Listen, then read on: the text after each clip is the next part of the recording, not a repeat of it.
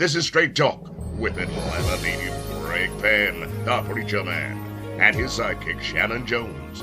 Frank discussions of issues affecting the ATL, Fulton County, the state of Georgia, the nation, and around the world. And now, here they are, live and in living color, the team of Jones and Fan, the Preacher Man. Well, welcome today to another edition of Straight Talk with yours truly, Greg Fan, the Preacher Man, and Shannon E. Jones. Shannon's not with us right now, but he's going to join us a little later on.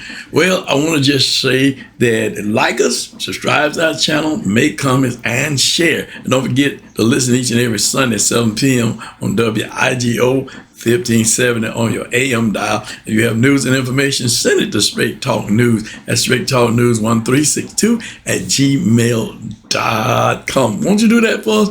And listen, today we're going to be talking about what's going on with those 34 charges that's going on with Donald Trump in Manhattan, New York, with Judge Merchan. And those crazy people that are coming up and saying all kinds of things, and and how the cutting up Mr. Costello was in the courtroom, and how unruly he was to the judge.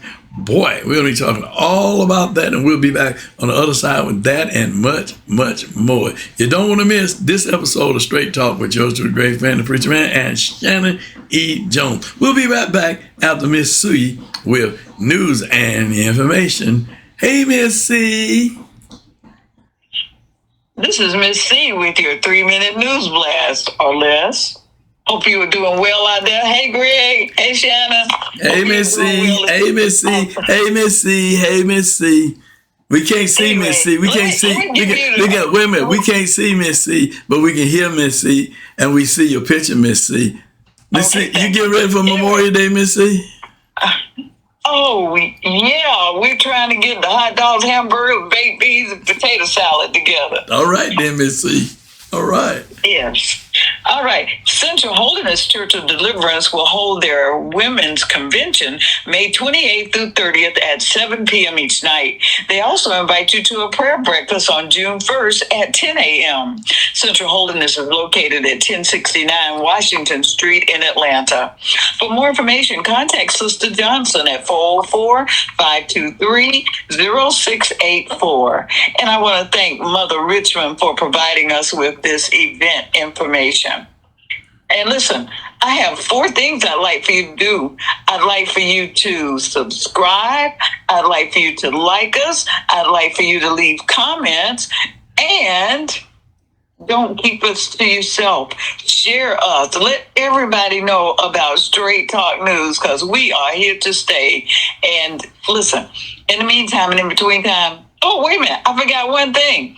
If you would like for us to announce your event, please send it to us by email at straighttalknews1362, and you have to spell it all out. straighttalknews1362 at gmail.com. And we'll be happy to let everybody know about what's going on at your church or organization.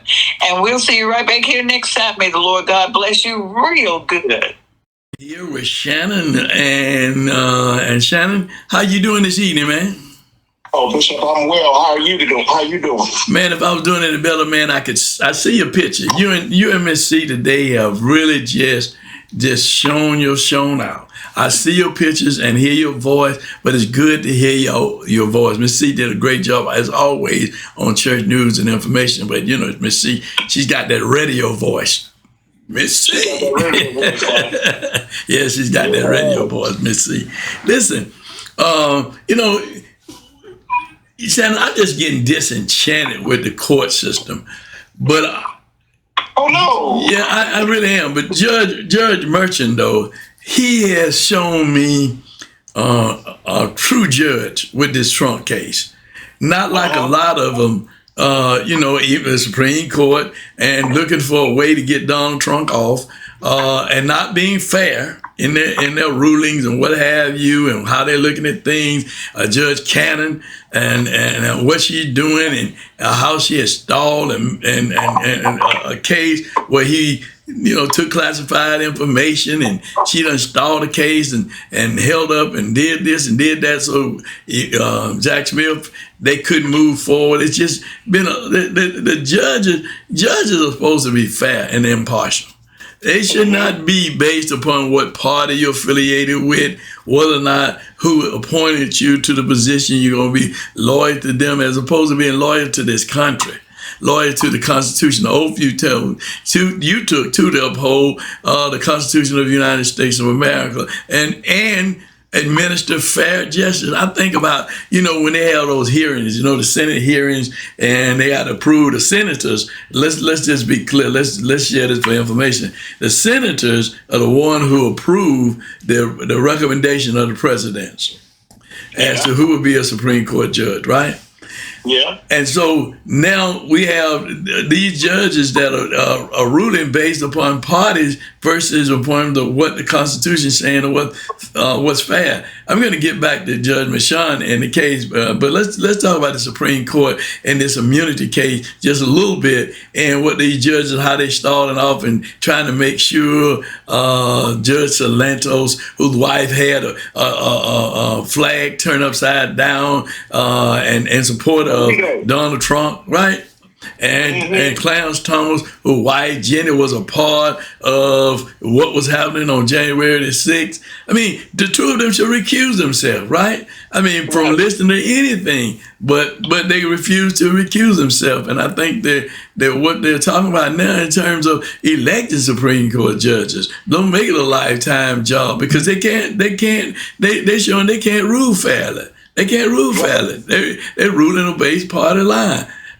When you're gonna say that a president fight to say that a president had a right to have immunity to do whatever he wants to do, when Donald Trump has said he can do anything he wants to do and ain't nobody gonna do nothing about it. And we'll get back to Merchan's case in just a minute with Donald Trump. But I want to get your opinion on what I've talked about the Supreme Court. Well, I think that you're right on it. Some time ago, we did a segment on ruling by common law, and how the country would begin moving in a way, whereas they have more of a browning of America, we move into a kind of political apartheid, whereas the emerging minority controls the majority through the courts. And so you're seeing the politicization of the courts, and I would argue that it's perhaps always been there. We know that. We know that the same judges many times that wore black robes in the early 1900s and late 1800s were the same ones that wore white robes when they were burning crosses in our properties and lynching our loved ones. So there's nothing new but under the sun. But I understand your greater point, and that is jurisprudence. That is upholding the law and being morally centered in being a judge that wants to interpret and uphold the law rather than to be politicized and to twist the law for your own personal party aggrandizement. So I get it. And I think that you're spot on with what you're saying. And unfortunately, we're going to see more of this, because I really believe, Bishop, this has a lot to do. The common law move that's at stake right now I believe it's a part of the 2025 project plan. It is a part of the 2025 plan. They put all this stuff in place to get the judges what they want on the appellate court level and the Superior Court and the Supreme Court level to rule the way they want them to rule, to create a dictatorship. Yeah. And this is what we're seeing now. Judge Merchan, and here's a man who has 34 felonies, President of the United States, former President of the United States, who's supposed to be representing this country and setting an example for future leaders, our young people, but yet he has his cronies, the MAGAs, on the Congress side, come, Mike Johnson and those come and say what he wants to say, but he can't say because he's gagged, right? Then you get the Vernon Jones up there the other day with the thugs saying what he wants to say, right? Then you get this lawyer Costello on the stand who totally went out of pocket and with Donald Trump style and just like the judge, like the judge didn't matter when the judge ruled. Jeez, I object to that. I mean, you're a witness. You're not a lawyer. You're a witness. You can't. The judge had to say, "Hey, listen, let's send the jurors out. Let's send people out. Hey, you will not do what you're trying to do in this courtroom. You will not do it." I mean, but they think they control everything and then they want to say he's a Democratic judge. He's a Democrat, so he's ruling the way he's ruling. Man, could nobody be more than fair? He's been, because Donald Trump would have been in anybody else's jail with his antics and still disobeying the gag order. He would be in jail, and certainly the lawyer on yesterday, Costello, he would have been in jail too. For contempt of God. I mean, really? Come on, man. You can't be no more fair than that. And I just want to grab back because I was thinking about this, just kind of the shenanigans that's going on. And the fact is that you don't have to be a constitutional scholar to know what's going on. You don't have to have studied law. You don't have to be as brilliant as Obama, a constitutional scholar from Harvard, to understand the justice kind of denying delay that's going on with the courts slow walking a basic, simple, obvious rule. And you got this whole argument, and the conservative justices seem to be trying to convince, everyone in the case, everyone surrounding the case that it shouldn't be decided quickly, that there's great complexities. And You're right. It's so tough to deal with, and so we have to really think through all the issues surrounding that, the hypothetical situation that are arising with presidential immunity. All this crap, it's total nonsense, man. It's for real. The conservative principles of constitutional jurisprudence obligates federal judges to rule on a specific case or on a controversy that's in front of them. Not to be playing all these games of but they want to slow this thing down because they got their eyes on November. If they can hold on to November, they're thinking, then he will be president, and then he's going to go in there like Bewitched and not Elizabeth, but Trump, and wave his magic, not wand, but scepter, because at that point they really want to coronate him king. And it's not a coronation of Trump as much as it is, hear me, a coronation of white, male, patriarchal privilege and domination in this country, no matter what color it becomes, no matter what the majority is, no matter who is at the electorate. We will cherry pick what we need, and we will create something that allows us to rule for 50 years to 100 years until we all get out of here. And then 100 years from now, they don't care what happens. And let that deal with itself. But they're trying to set it up so the next 50, 60 years, they know that they're bowling a strike. Well, and that's what's at stake, Bishop. But didn't Bannon say that's what was going to happen? Didn't Bannon say that? And isn't that a part of the 2025 plan? The whole playbook is to do that.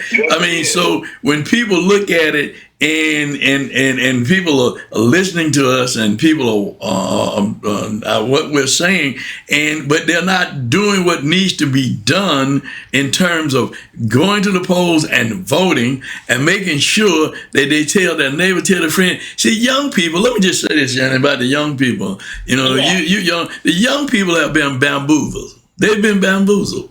because they are believing that they're following the righteousness or the right way to go. But then, long after I'm off the scene, they're gonna look and see when they're bringing up their kids and their grandkids, and they're saying, "What happened? We used to didn't have to do all this. It used to didn't be this way. What happened? What happened? Because you didn't vote and you bought into the nonsense of a dictatorship.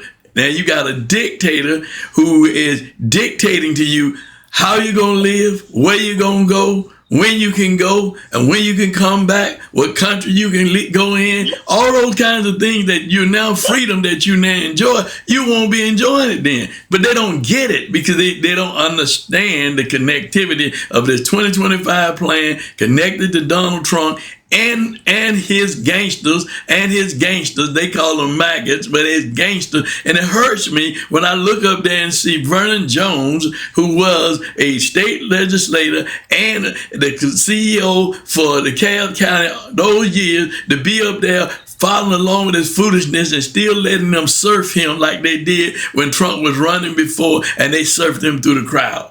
I mean, it bothers me. It hurts to see that we've allowed ourselves to be bamboozled like that, our young folk to be bamboozled and used as a tool like that, and not understanding what's really at stake in this country today and their future.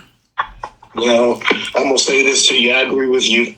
And it should pain you to see the degradation of a willing degradation of individuals to bring down a people and a race.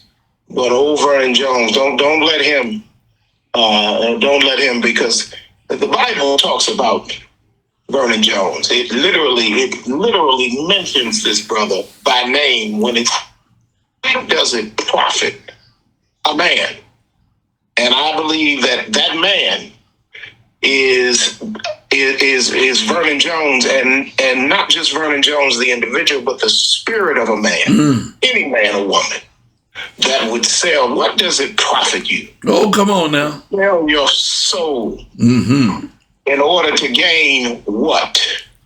To gain what? He's not going to make you vice president. He's never going to put you in a position and treat you seriously. Why would he treat you seriously? How could Donald Trump ever take seriously a Vernon Jones, a man that would do in the world, allow you to put him in the crowd to surf him around?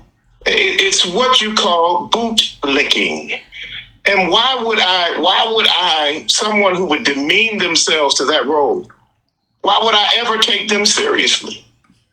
But Vernon doesn't care, because, and the Vernon type of person doesn't care, because it allows them to keep their name in lights and make them look important. And really, you don't look important. What Vernon looked like the other day was a cheap imitation of Sammy Davis Jr. playing in the Rat Pack. And I remember once they lifted Sammy Davis up, Bishop, and they said, "We'd like to thank the NAACP for this trophy." And I imagine that Donald Trump would lift up Vernon Jones and would like to thank the NAACP for the trophy Negro that he is and that he's demonstrating. But Shannon, one of the things that bothers me about that brother, though, here's a brother, and we're going to get back to the case, but here's a brother who, I'm going to say Can we call him something else? Do we have to call him a brother? Well, he is a black man. How am I going to say that? He is a black man who is seemingly intelligent, seemingly has some intelligence, who allowed Donald Trump to put him in the race for U.S. Senate and to allow Donald Trump to surf, and then him and his people, and then turn around and support Herschel Walker for U.S. Senate over him, who had been formerly a state representative, formerly a CEO of a major county, but Donald Trump chose a football player over him who had never done anything but play football. A football player that showed that he wasn't a bootlicking Negro. a football player that did not demean himself in front of Donald Trump. Now, he supported Trump and he said some crazy things about him, but he did not demean himself. And in his debate with Senator Raphael Warnock, he was one that showed himself to be, it showed himself to believe in who he was as a person.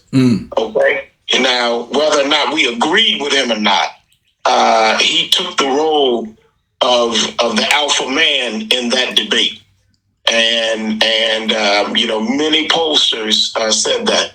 The difference between a Herschel Walker, like him or not, is that he did not demean himself in the way that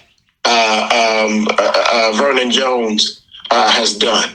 And if he didn't want it evidently that bad to allow them to surf him around or do all kind of shenanigans to him, and he wasn't going to get down on his knees and lick no boots. Now, that's one thing we can say about Herschel Walker. We can disagree with him and think he's crazy on a lot of stuff he said, but he did not get down and show himself to be a Vernon Jones slave-esque step and fetch it. I agree. Let's get to the case and the outcome of this case in New York. Judge Merchant, he's been, as I said earlier, he's been fair, overly fair. Many would say overly fair in terms of Mr. Trump and in terms of Mr. Costello the other day. He's been overly fair in not putting them in jail. However, you got 34 felony charges against Mr. Trump. Mr. Trump is trying to make the case. Now they're trying to make the case about Michael Cohen. He's a liar. Okay, Mr. Trump is a liar. They're all liars. Agreed? They're all liars. Agreed. But the facts stand for themselves. Is you sign those checks, and everybody know that you don't do. Nobody does anything without you directing them to do it. Nobody. Now it was proven even in the case. Your own lawyers didn't want to put Costello on the stand, but you told them to do it. So nobody does anything unless you tell them to do it. Those people didn't come down there and speak at that mic for your behalf because you told them to do it. Nobody does anything unless you tell them to do it, Mr. Trump. So, and you told him to act up and cut up, and he did. He put on a show for you, Mr. Trump. So, I mean, I'm just saying is that people have to look at what's really, really going on. It's not about Michael.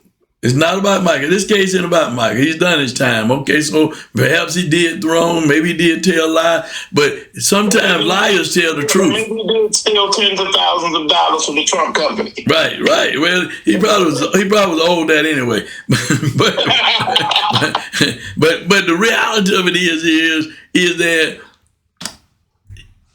here we have the facts showing that you did this, Mr. Trump. You paid. The lady said she got the money.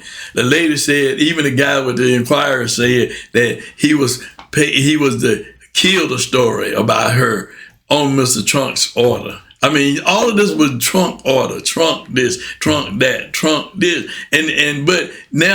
but you want to make the case about Cohen saying that he's a liar. He's lying. He spent money for you, for her, because he loved you so much. He wanted to spend his money for you, put his house in hock for you so that you could be president of the United States of America. Man, please. And you wasn't gonna pay him his money back? I don't know nobody who would do something then like that and spend their money, then you ain't gonna give it back just because I like you, Shannon. I love you, Shannon, but I ain't finna spend my money like that. And you ain't promised to pay me my money back. Yeah. It's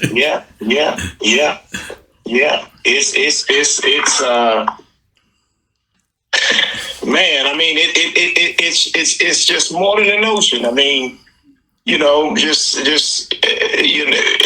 all of it. The Albert and Costello yesterday, with aggravating the judge talking on this. The whole thing. It's just it's really, really interesting. And what I do, Bishop, is I look back and I say, man, what if this had been what if this had been Barack Obama? Oh, man. What if this had been Barack Obama? Oh, man, he been in jail. Been in jail. I mean, you understand what I'm saying? I mean, they wanted Obama so bad, they threw folk what was the governor, what was that? I can't think of his name, and that was going to try to sell the vacated Senate seat. Oh, yeah. Blagojevich or whatever. Yeah. I can't pronounce the name, but you're close to it. Jail, man. If they could have gotten something on Obama, they would have put him under the jail. He'd been somewhere breaking rocks somewhere. But this is the privilege that they're trying to protect.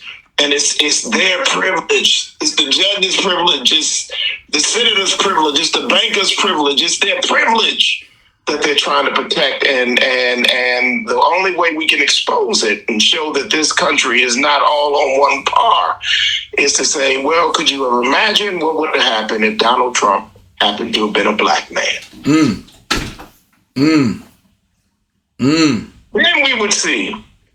Then we would see the two faces of justice. Well, my friend, we got to say this before we leave. We got to talk about the outbursts with Marjorie Taylor Greene and our sister. We got to talk about that. But the guy that's the chair is the most transparent person you can see in the world. You can see straight through him. If you look at it, he don't even know how to run a meeting. He doesn't know how to. But his whole objective is to go out to Merrick Garland and by any means necessary. You got Jim Jordan over there, who himself did not obey a subpoena. Nobody done anything to him. But the hypocrisy of it goes back to what you said, though. But the hypocrisy of it, Shannon, is the hypocrisy of we can do it, but you can't. We can do it, but you can't. It goes back to what you said. It's the hypocrisy of it. It's the real hypocrisy. If you do it, this is what we gonna do to you. But if we do it, ain't nothing happen to us. Like Donald Trump said, I can grab a woman on the crouch. Ain't nothing gonna happen to me. Nothing gonna happen to me. I can shoot somebody downtown. I can shoot somebody. Well, ain't nothing gonna happen to me. Nothing's gonna happen. Yeah, Doc. Let me tell you something. That was something to see Congresswoman Crockett from Texas Jasmine Crockett trying to Marjorie Taylor Greene started talking about something that had nothing to do with the case. And she said, well, what does that have to do with what we're dealing with right now? And she said, well, maybe you can't see with your fake eyelashes and then someone else tried to move something, and the chairman said, "Well, we can't deal with that until we deal with Congresswoman AOC from New York, who said that this needs to be struck down." Which she just said her words need to be struck down. And man, Marjorie Taylor Greene went after her. She said, "Oh, baby girl, you don't want none of this." That reminded me of the girls in high school when they started talking baby girl. That's serious, right? That's the Vaseline and the earrings is coming off. and then she came again and said to Congresswoman Jasmine Crockett, she said to her, you're incapable of understanding. You can't understand. You as though she's a monkey or something, that she can't. And then she said, well, look, this is what I do understand, and this is what I'm trying to get clarity on. If I were to call somebody a bleach blonde, bad-built bleach body, that do something. And man, that was, and then it went on, and I said, this is Congress. Mm-hmm. This is Congress. Could you imagine Tip O'Neill sitting there watching this? Could you imagine? It wouldn't happen. Shut it down. I mean, this is the United States Congress, and all of this, it goes back to where we started with this conversation. It goes back to the three-ring circus that the Trump administration has called the greatest show on earth, which is MAGA. And the greatest show on earth is MAGA. The elephants are back. They took the elephants out, and it killed the Ringling Brothers and Brawl and Beverly Circus. But they brought the elephants back in MAGA, and now the elephants are in the new circus called MAGA. And the circus master is Donald John Trump. And he will turn a courtroom into a circus. He will turn a protest at the Capitol into a circus. He will turn the White House into a circus. And if elected, he will turn this country into a circus. So brace yourself. That's what we're dealing with. That's what we're facing, Bishop. Absolutely. I totally agree with you. That's why I say these young people are bamboozled, because they don't understand that your freedom, those rights that you have, that you enjoy now, they're going to take them away. Many of them will be taken away, and they'll be given to certain groups of people, but not to all groups of people. It will no longer be America a people, a country for all, but it'll be America a country for a few, the chosen few. It's already symbolized like that to a point. But the reality of it is, brothers and sisters, we must get out and vote. We must educate our young people on why they need to vote, to understanding who they're voting for. Vote for people who are going to be serving. They've shown you they're serving. They're not grandstanding. They're not up there for trying to be on CNN and Fox News and all of these networks and give these statements, but they're not doing anything to bring the bacon back home to help you, to help the constituents whose money that's going in the coffer, but they're not doing that. They're not serving. And that's on the federal level, that's on the state level, that's on the county level, that's on the city level. If they're not doing it, you got to look who's actually serving, and not who up there just raising hell or just saying something to be saying something to get 5 minutes or a few minutes of fame on Channel 2, Channel 5, and all these other stations, nationwide stations. They just want to be seen. They want to be seen, but they ain't talking loud and they ain't saying nothing. Well, Shannon, you know what? We're going to have to get ready to get out of here, man. But next week, we got to bring up Blexit. BLA exit. Blexit. We got to talk about blacks exiting the Democratic Party, going over to the Republican Party and exiting. We got to talk about that. We will. We'll do that next week. We'll do that next week, and we'll talk about why they're doing it too. Why are they doing it? Well, we thank you so much for joining Shannon and I with Straight Talk today. And hey, listen, won't you get like us? Won't you subscribe to the channel? Do subscribe. And when we come on, you'll be able to see it when we come on. Get notification and make comments. Give us your comments and share. Hit that share button. Share it with your friends, your Facebook friend, YouTube family friend. And don't forget to listen to us each week at 7 p.m. Sunday night on WIGO. We go 1570 AM dial. And it ain't been nothing but Straight Talk with Judge the Great Fan, the Preacher Man, and Shannon Jones. Email us at straighttalknews@1362@gmail.com. And Miss C will get your news and information on. Until next week, this ain't been nothing but Straight Talk. Take us out of here, Hal. Want to be a guest on Straight Talk? Email Greg Fan at FANN922@comcast.net or call 404-308-0795. Join us again for another episode of Straight Talk with Shannon Jones and Greg Fan, the Preacher Man.